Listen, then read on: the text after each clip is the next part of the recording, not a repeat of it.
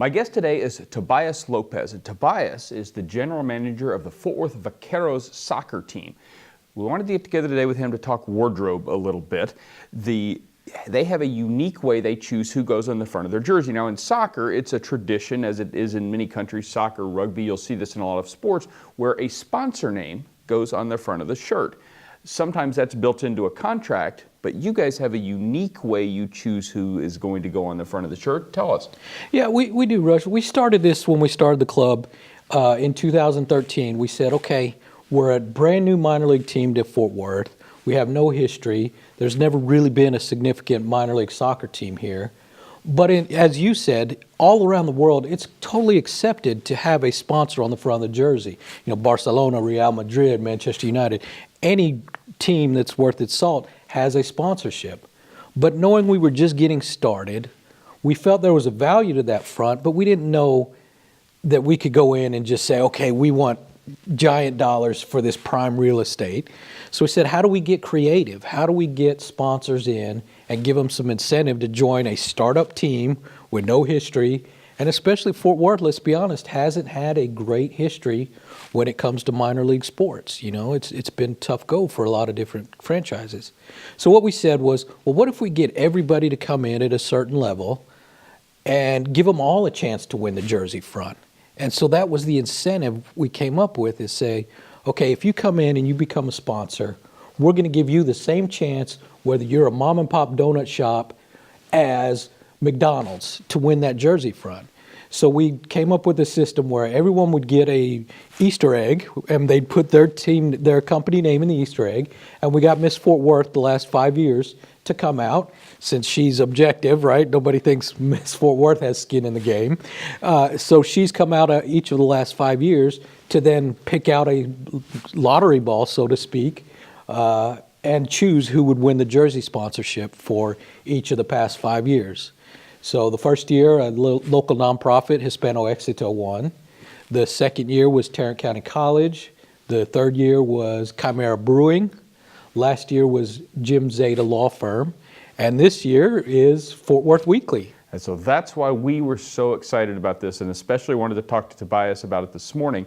So let's show us the jersey. So the Fort Worth Weekly logo, so if you're watching this on the website, it's probably like right about above my head. You can see what it looks like. If you're on YouTube, go to fwweekly.com. Where will it go here, Tobias? It'll go across where the center blue and white stripe here, just right across what would be the chest here and here. We've already got a couple of different mock-ups. We've got one with the red Fort Worth Weekly, one with the white Fort Worth Weekly. So this blue and white is our home jersey. Our road jersey is a all yellow, solid yellow. So it'll go across the chest just like you see anywhere else. Again, Barcelona, Real, somebody like that. So if someone is seeing this uniform and they look and they go, wow, that is a sexy looking logo. That is my favorite newspaper. What is this team that is wearing this logo across the front? What should they know about what sorts of players are wearing this and where that fits in the soccer universe? Sure. So we're what's considered the fourth division in U.S. soccer pyramid. So Major League Soccer, everyone's familiar with the Los Angeles Galaxy, David Beckham, familiar with FC Dallas up in Frisco. That's the top tier. You're talking multi-million-dollar professional athletes with world recognition. That's number one. Then you go 2, 3, and then we're here at 4. So we're kind of on the same level as single A baseball for anybody who's a baseball fan. And so we're, you know, a lot of mix of players. We've got some guys who have actually played in Major League Soccer, like Mike Jones, who was with the New York Red Bulls, and he was a practice body against Thierry Henry. So if you're a soccer fan, you'll know that name. So he was there. We've got, you know, guys who go in the off season and go play in the indoor leagues. And then we've got local guys who we found through open tryouts, like Rio Ramirez, who we just did an open tryout and found this wonderful 18-year-old kid who hadn't been found by anybody. So we've got a great mix of, you know, solid veterans and then young up-and-coming players that we hope to move to the next level. And we've had a little success at that. We've had 8 players move up from our level into a higher rank in the last 4 seasons. So it's a great mix of young, exciting up-and-comers and solid veteran players. One of the things that's intriguing is that Tobias's team is going to get to play in the Lamar Hunt U.S. Open Cup this year. And so another soccer tradition that this is sort of part of is the Cup competition that goes on concurrently with a regular season play, and it's a knockout competition, a single elimination situation. And England, they call it the FA Cup. In Spain, the Copa del Rey. And what's cool about this is teams at all levels participate. You guys are in it this year. Tell us why and what's going to be coming up with that. Sure. Yeah, it's one of the great competitions. Whether you're a sport fan of any type of sport, it's the whole idea of David versus Goliath, right? So this will be the official first round of the 2018 Cup. The way we got in was based on our regular season finish last year in our league, the NPSL. We were ranked 9th nationally at the end of the regular season. So the NPSL got 19 teams into the competition this year, and we were one of those 19 that was selected based on our last season record. Now, our first round opponent is an interesting story. They are a men's amateur team. So theoretically, you and I, Rush, could put together a team, go through qualifying like the North Texas Rayados did last fall. They won 3 rounds of Open Cup qualifying as a men's amateur team, and so now we will face them on May the 9th up at Richland College. And so then if they advance, they could play other rounds, and eventually if you guys got to the 4th round, there could be an MLS team waiting for you. Absolutely. That's when the MLS teams will join in. We'll play these first 3 rounds in May, which is sort of the minor league rounds. And then they take a break for about a month and a half, and that's when the Major League Soccer teams come into play. And yes, if we win 3 rounds, we would then be faced against maybe FC Dallas, Houston Dynamo, somebody like that. It'd be thrilling for us to be able to have that opportunity. And every year in this tournament, as you know, Rush, minor league teams upset MLS teams.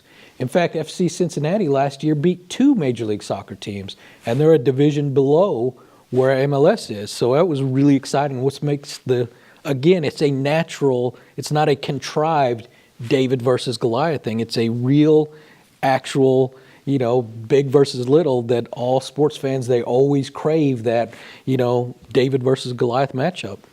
Could be cool. If for some reason they ended up getting a fixture back at home, they're going to have a new home this year. And so one of the things they did is they moved where they're going to stage their home games closer to the Fort Worth Weekly's offices. Now, I don't think that was concurrent with the Jersey situation, but certainly it's appreciated. We could almost walk from our sprawling compound over to the game. But tell us where you're going to play and what that's going to bring to the fans. Sure. We're moving over to Farrington Field, which is right in the heart of downtown on University, right across from the Will Rogers, right across from the Botanical Gardens.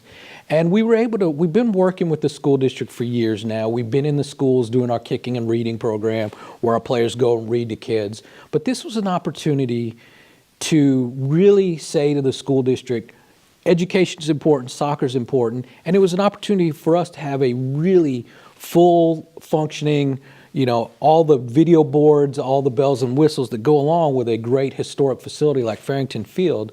So we've been working with Dr. Scribner for a while now to make this happen. And the biggest thing with this deal for us is that any Fort Worth ISD student will get into our games free all summer long. All they've got to do is come and show their student ID card, and they get in free. And that was part of the deal we worked with Fort Worth ISD to be able to play at Farrington Field. That applies for teachers and any employee of the Fort Worth ISD. Show your ID card that you work there, that you're a student there, and you'll get in free all summer long. And for us, that was a great opportunity. It's a great location. It's got all the things that we need as far as a stadium goes for the next few years. We're going to be over there. And the way you get into those games, if you're not a Fort Worth ISD employee, is by getting a shirt that you get when you're a season ticket holder, because that acts as your ticket. That's correct. Again, we've always tried to be innovative when it comes to doing this. We've tried all stuff. Some stuff has worked, some stuff hasn't. But one thing that has worked is that when it comes to our season seats, we don't give you a paper ticket, we don't give you a bracelet, we give you a jersey. If you're an adult, it's $100. You get a Puma jersey, official Puma sponsored jersey that will have the Fort Worth Weekly logo, and you wear that to the game, and that's how you get in the door. You just walk in, they say, oh, Puma jersey, let him in. And so we've been doing that for all 4 years, just as again, to be innovative. So again, $100 for an adult, $75 for a youth. You get the jersey, it's your ticket, you walk right in the gate. And you will look really good in that because it's got the Fort Worth Weekly logo. So season opener is in Houston on May the 5th. Home opener is May the 12th, and that's against Tyler, and it'll be at Farrington Field. That's correct. All right, Tobias, thank you for joining us. We look forward to seeing the players decked out in these awesome-looking jerseys, and we will hopefully be at some games as well because we can walk there. Absolutely. Well, thank you for your time, Rush. All right, for Tobias Lopez, I'm Rush Olson for the Fort Worth Weekly.